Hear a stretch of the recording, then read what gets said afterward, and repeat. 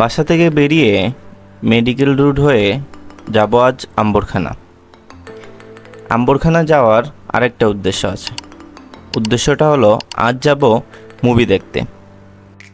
বাসার গলি থেকে বের হইতেই দেখতে পেলাম পাড়ার সামনে পানি আর পানি, মানে পাড়ার অনেক জায়গায় অনেক মানুষ পানিবন্দী হয়ে আছে। মেডিকেল রোড হয়ে রিকাবি বাজার হয়ে আম্বরখানা গিয়ে পৌঁছালাম। আম্বরখানা ছোটোখাটো একটা ব্রেক নিতেই হবে, কারণ ব্রেক না নিলে বৃষ্টিতে ভিজে আমার সব কিছুর অবস্থা একদম খারাপ হয়ে যাবে। সেই জন্য আম্বরখানা একটা ব্রেক নিব।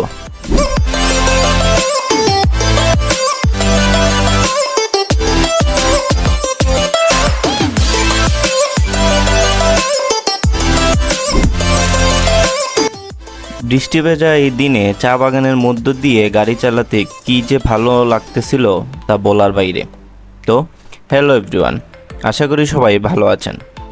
যারা যারা এখনও আমার পেজটিকে ফলো এবং লাইক করেননি তারা এখনই এই পেজটিকে ফলো এবং লাইক করে দিবেন, শেয়ার করে দিতে একদম ভুলবেন না। আজ যাচ্ছি গ্র্যান্ড সিলেট সিনেপ্লেক্সে। সিনেপ্লেক্সে যাবার একটাই উদ্দেশ্য, আজ সাকিব খানের তুফান মুভি দেখব। সাকিব খানের তুফান মুভিটি ইদানিং খুবই ট্রেন্ডিংয়ে। লাক্কাতুরা রোড হয়ে এয়ারপোর্টের দিকে আগাচ্ছি। আমরা আজ মোট 5 জন যাচ্ছি সিনেমাটি দেখার জন্য। আমি একাই বাইকে যাচ্ছি, আর বাকি 4 জন আসছে সিএনজি করে। গ্র্যান্ড সিলেট হোটেল এবং রিসোর্ট আমাদের সিলেটের 5 স্টার একটি হোটেল।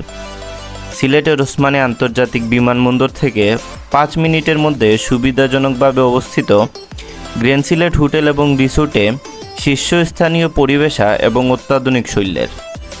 হোটেলটি ব্যবসায়িক, ভ্রমণকারী এবং অবকাশ যাপনকারী পরিবার উভয়ের জন্য বাংলাদেশে একটি আদর্শ যাত্রা।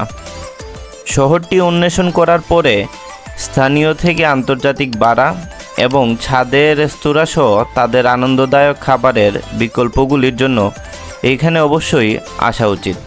তাদের জিমের মধ্যে রয়েছে ওয়ার্কআউটের ব্যবস্থা, ছাদের সুইমিং পুলে সাঁতার কাটা, তারপরে তাদের স্পা একটি শান্ত পরিবেশ আপনাকে উপহার দিবে। হোটেল এবং রিসোর্টটি একটু ব্যয়বহুল হলেও এইখানে এসে শান্তি পাবেন।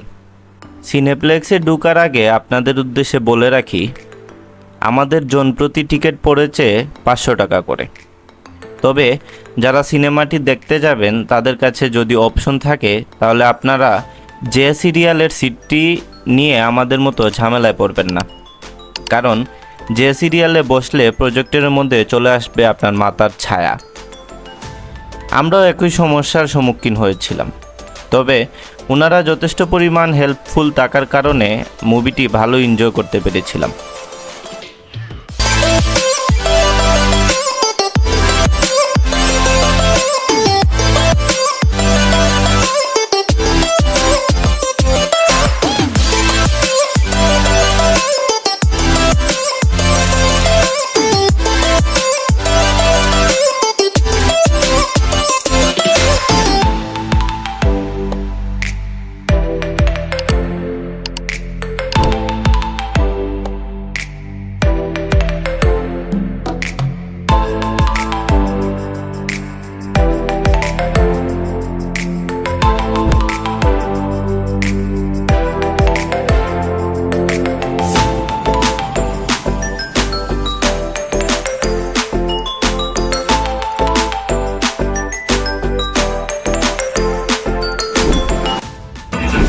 সাকিব খানের তুফান মুভিটির মধ্যে যেমন ছিল থ্রিলার, তেমন ছিল অ্যাকশনও, সাথে রোমান্টিক সিন তো ছিলই।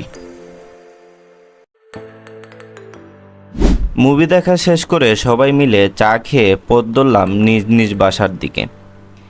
একা ছিলাম, তাই ফাঁকা রাস্তা পেয়ে ভূতের মতো দিলাম কিছু টান। দেখা হবে নতুন কিছু নিয়ে নতুন কোনো জায়গায়।